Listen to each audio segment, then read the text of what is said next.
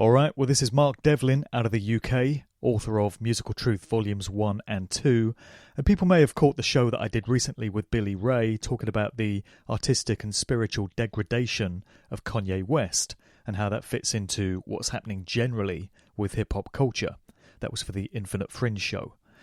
The reason I wanted to get on today and just articulate a few thoughts is in response to Jay-Z and Beyonce's new album, which has just dropped, and in particular the track Black Effect that appears on it. The reason I just wanted to express a few thoughts is because when I first heard it, it pissed me off. I got angry. And that's my main motivation for doing any of the work that I do. I don't appreciate mind control. I don't like seeing people getting deceived and duped and taken in.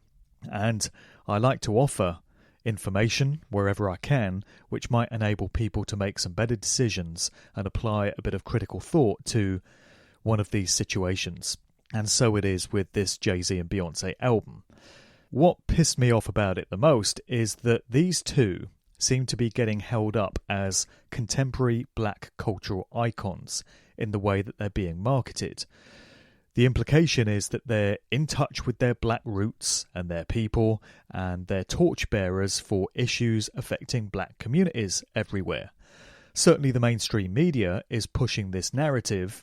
When you look at some reviews of this new album, you get Joshunda Sanders of Harper's Bazaar, for example, describing the album as the ultimate ode to black freedom. Really? And then Rolling Stone magazine is talking of the previous album's responsibility to society as black billionaires, and of the new one representing Jay-Z and Beyonce's growing black family dynasty. And then in the promo shots for the album, you've got the pair of them rocking certain black fashions and really just trying to appear as if they're in touch with their ethnic roots, you know? So let's get down to the truth of the matter.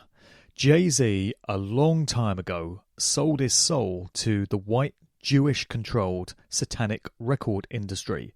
That's what it is. There's days, weeks, years' worth of research out there to show that the record industry is very evil in its core nature, and it's not there to entertain you and uplift you and let you have fun. It's there to control you on a covert subliminal basis. As I say, endless examples of this. Read my books, read many other researchers' books. Jay-Z chose to name his record label Rockefeller Records. It's wordplay and it's based around John D. Rockefeller and his son David Rockefeller. John D. Rockefeller was a German Jewish millionaire oligarch and eugenicist.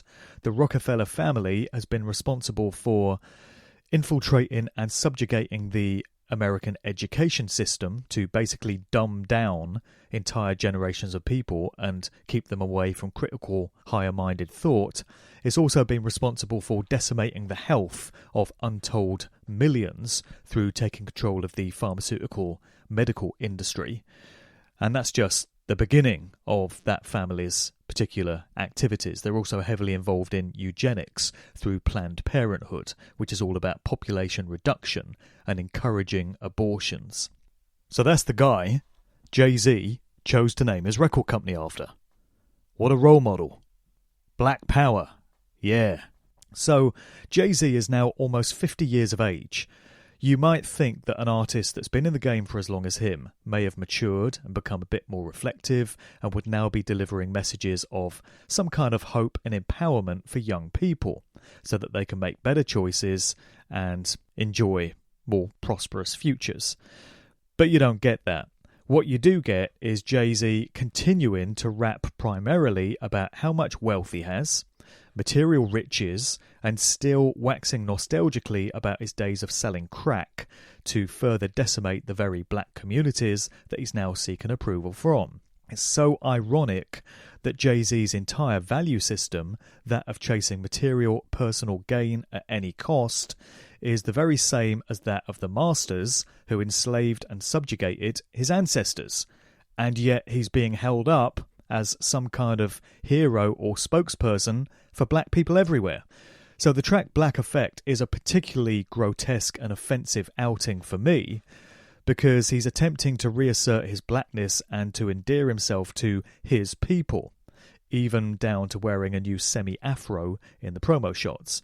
So in the lyrics he states, "I'm good on any MLK Boulevard and I'm Malcolm X." It's funny because I don't remember him surviving any assassination attempts in response to his political activism recently, but he claims to be Malcolm X. He also talks of collard greens and cornrows in further attempts to show that he's down with his fellow brothers and sisters. And just to make things clear, obviously I'm a dude who is white, middle class and English, but I do know a thing or two about black culture and issues affecting black communities through having been a DJ for the past 28 years, playing primarily hip-hop and other forms of black music. I've interviewed many of the artists from these fields.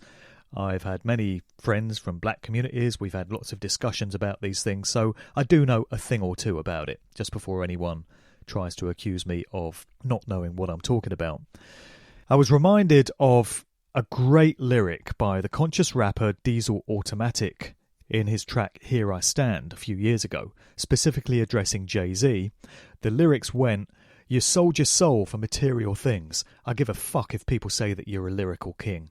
Ain't it funny how they love it when a grown man brags about the jewelry and the money that none of his fans have?" Absolutely on point. A true insight into Jay-Z's real nature.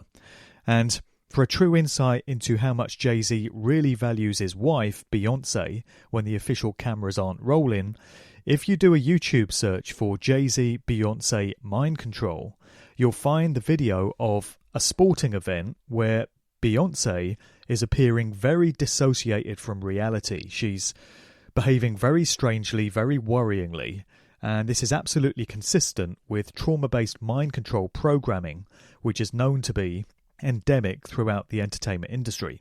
Jay-Z is sat next to her, and you might think that any loving, doting husband would be very concerned for his wife's behaviour in such circumstances. But we don't get that. Jay-Z's just sitting there like he's bored, he'd rather be somewhere else, he's seen it all before, and he couldn't really give a shit. So for her part on this, Beyonce sounds about 50 years old. She no longer sounds the young, sweet, innocent thing that she did on so many of her previous tracks.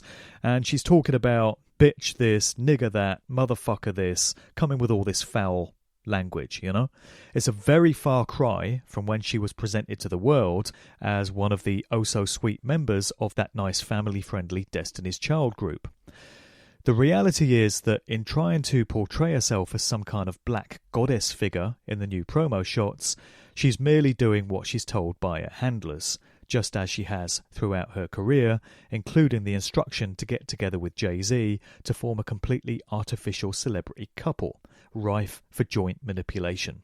It is just another day at the office in the sick, diseased entity that is the corporate entertainment game, and it gives us an opportunity to further understand the true nature of Jay-Z, who, although he's perceived as having lots of power in the hip-hop game, although he's certainly a multi-millionaire, he's one of the richest men in hip-hop, as the Forbes Rich List consistently confirms, but all of that has been gifted to him by those that control him.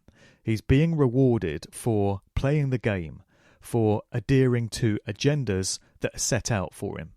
He might be seen to buy baseball teams and fashion brands and drinks brands and all the rest of it, but how much of that is coming from him himself operating on an individual autonomous basis versus how much of it is being given to him in reward for him doing what he's told. This latest album and the ideas that are portrayed on it is just one more example in an ongoing saga of Jay-Z kowtowing and bowing down to the white Jewish controlled record industry, of which he's a pawn and a puppet and nothing more. There's no black power here. There's no Jay-Z being a spokesperson somehow for his people and their culture.